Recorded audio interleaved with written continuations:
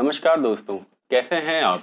अब तो लॉकडाउन भी 3 मई तक एक्सटेंड हो गया है और अगर आप लोग चाहते हैं कि लॉकडाउन और एक्सटेंड ना हो तो प्लीज़ प्लीज़ प्लीज़ अपने घरों में ही रहें और बिना किसी आवश्यक कारण के अपने घरों से बाहर बिल्कुल ना निकलें। Stay home, stay safe. दोस्तों, मैंने अपनी पिछली 2 वीडियोज़ में ये बताया था कि कोरोना के टेस्ट कितने प्रकार के होते हैं और ऐसे कौन से लोग हैं जो कि कोरोना के प्रति इम्यून हो चुके हैं और उनका ब्लड लेके कैसे कोरोना इन्फेक्टेड लोगों को ठीक किया जा सकता है। इसके अलावा मैंने एक वीडियो बनाई थी जिसमें मैंने बताया था कि फेस मास्क को पहनने का सही तरीका क्या है, उसे रीयूज कर सकते हैं या नहीं और उसको डिस्पोज ऑफ कैसे करते हैं। अगर आपने ये दोनों वीडियोस नहीं देखी हैं तो इनके लिंक डिस्क्रिप्शन बॉक्स में दिए हुए हैं, प्लीज उन्हें जरूर देखिए। तो चलिए आगे बढ़ते हैं। दोस्तों, आज से लगभग 30 दिन पहले क्या आपने ये सोचा था कि आपके नेबर्स, आपके दोस्त और आपके बहुत सगे संबंधी आपको अपने पास आने नहीं देंगे, या जिस राशन की दुकान से आप राशन लाते थे वह राशन की दुकान वाला आपको अपनी दुकान में आने नहीं देगा या बाहर खड़ा कर कर ही राशन देगा। या आपने कभी ऐसा सोचा था कि आपके जो बच्चे कॉलेज में पढ़ रहे हैं, जो हॉस्टल्स में रहते हैं और पीजीज में रहते हैं, क्या वो ड्रग एडिक्ट हो सकते हैं। या आपने कभी ऐसा सोचा था कि अमेरिका के नागरिक अपने देश वापस नहीं जाना चाहेंगे और भारत में ज़्यादा सेफ महसूस करेंगे। जी हाँ दोस्तों, पिछले 30 दिनों में कुछ ऐसा ही हुआ है लॉकडाउन के चलते। तो चलिए अब विस्तार से नज़र डालते हैं इन पॉइंट्स के ऊपर। सबसे पहले बात करते हैं ड्रग अब्यूज़ की। दोस्तों, लॉकडाउन के चलते पिछले 20-25 दिनों से कॉलेज स्टूडेंट्स जो कि अपने रेंटेड अकोमोडेशंस में रहते थे या पीजीज में रहते थे, वो अपने पेरेंट्स के साथ घर पर ही रह रहे हैं और घर पर रहने की वजह से घर वालों के सामने ये बात सामने आई है कि कुछ बच्चे ड्रग्स का सेवन करते हैं, यानी वो ड्रग एडिक्ट हैं और उनके अंदर विड्रॉल सिम्टम्स भी आ रहे हैं क्योंकि लॉकडाउन के चलते उन्हें कहीं से ड्रग्स अवेलेबल नहीं हो रहे हैं। और ये पेरेंट्स के लिए बहुत ही मुश्किल बात हो गई है कि इसके साथ डील कैसे करें और उन्हें समझ में बिल्कुल कुछ भी नहीं आ रहा है। और इसमें दोस्तों गर्ल्स भी हैं और बॉयज़ भी हैं, यानी दोनों ही हैं। और हमारी सोसाइटी में गर्ल्स अगर ड्रग्स का इस्तेमाल करती हैं तो बहुत ही बड़ा स्टिग्मा माना जाता है। तो गर्ल पेरेंट्स अगर ड्रग डी एडिक्शन सेंटर में फ़ोन भी करते हैं तो पहले तो वो पहचान छुपाकर उनसे बात करते हैं और बाद में जैसे लंबी बात होती है तो उन्हें पहचान बतानी पड़ ही जाती है। और कुछ स्टेट्स में तो ये भी हाल है कि वहाँ पे गर्ल्स के लिए डी एडिक्शन फैसिलिटी है ही नहीं। मैं ऐसे पेरेंट्स को यही कहना चाहूँगा कि आपके लिए बहुत ही मुश्किल घड़ी है और आपको गुस्सा भी बहुत आ रहा होगा अपने बच्चों पर इसका एक पॉजिटिव पॉइंट देखिए कि आपको समय पर पता चल गया कि आपके बच्चे ड्रग्स लेते हैं। तो प्लीज़ प्लीज़ प्लीज़ उन्हें अच्छे से अच्छे डॉक्टर के पास लेके जाइए, डी एडिक्शन सेंटर में लेके जाइए। इस समय उन्हें आपकी बहुत ज़रूरत है, उनका साथ मत छोड़िए। चलिए दोस्तों, अगली बात पर आते हैं।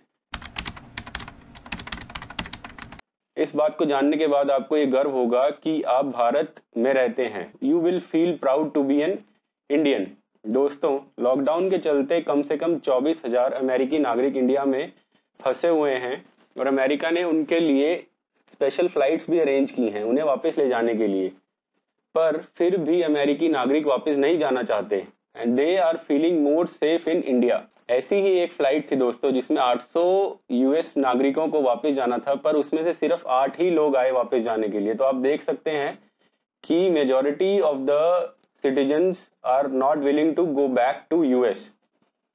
तो इसमें भारत भी उनकी मदद कर रहा है। अगर उनका वीज़ा एक्सपायर हो रहा है तो उसको एक्सटेंड कर रहा है और उन्हें फोर्स भी नहीं किया जा रहा वापस जाने के लिए। और वहीं अगर हम अमेरिका में रह रहे इंडियंस की बात करें तो लगभग 3 लाख लोग ऐसे हैं जो कि H1B वीज़ा पे अमेरिका में काम कर रहे हैं। H1B वीज़ा पे मोस्टली वो लोग काम करते हैं जो कि टेक कंपनीज, IT कंपनीज या हेल्थ केयर वर्कर्स या डॉक्टर्स होते हैं। और कुछ डॉक्टर्स तो ऐसे भी हैं जो कि वहाँ पर कोरोना पीड़ितों की मदद कर रहे हैं। पर दोस्तों, उनका वीज़ा H1B वीज़ा एक्सपायर होने वाला है और लॉकडाउन के चलते वो एक्सटेंड भी नहीं हो पा रहा है। तो अगर वो एक्सटेंड नहीं हुआ तो उन्हें भारत वापस आना पड़ेगा और उनकी नौकरी भी जा सकती है। तो भारत सरकार ने ये मैटर टेकअप किया है यूएस गवर्नमेंट के साथ कि उनका वीज़ा एक्सटेंड किया जाए। तो देखते हैं दोस्तों अमेरिका का क्या स्टैंड रहता है। भारत ने तो उनके नागरिकों को भी शरण दे रखी है और साथ में हाइड्रोक्सी क्लोरोक्विन जैसी दवाई भी उन्हें मुहैया कराई गई है।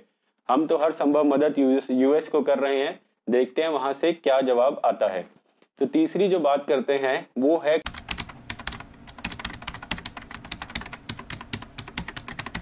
ऐसे स्टूडेंट्स के बारे में जो कि पिछले 30-40 दिनों में कोरोना प्रभावित देशों से वापस आए हैं भारत में। कौन से देशों से आए हैं? जैसे कि यूके हो गया, स्पेन, फ्रांस, इटली या यूएसए। तो उन्हें घर आने के बाद बहुत ही मुश्किल हालातों का सामना करना पड़ रहा है। दोस्तों, पहले तो जब भी कोई स्टूडेंट्स फॉरेन यूनिवर्सिटी से वापस आते थे तो उन्हें बहुत ही वेलकम किया जाता था, उनका आदर सत्कार किया जाता था। नेबर्स भी पूछते थे कि हाँ भाई, आपका लड़का वापस आ गया है। पर आजकल सिचुएशन अलग ही है। अगर कोई भी ऐसे स्टूडेंट जो कि फॉरेन से आया है, यूके, इटली वगैरह से, उनके पास तो कोई आना भी पसंद नहीं कर रहा है और उनके पेरेंट्स के पास भी इवन कोई जाना पसंद नहीं कर रहा है।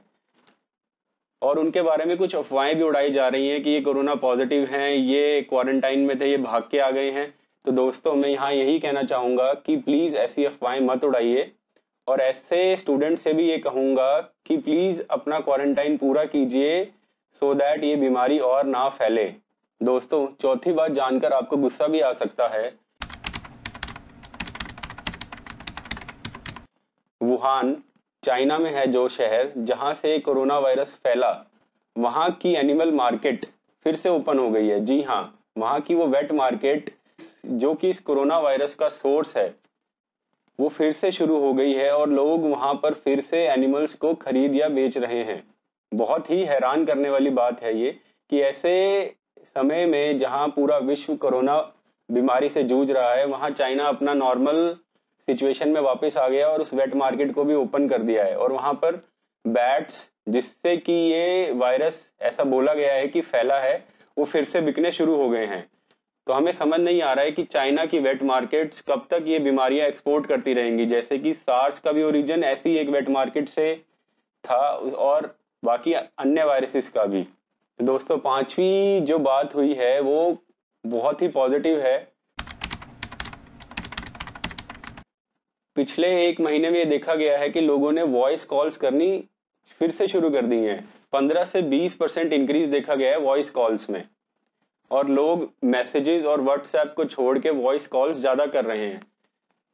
तो इसकी एक वजह यह भी हो सकती है कि जब आप किसी से बात करते हैं तो मन को ज्यादा शांति मिलती है और तसल्ली मिलती है।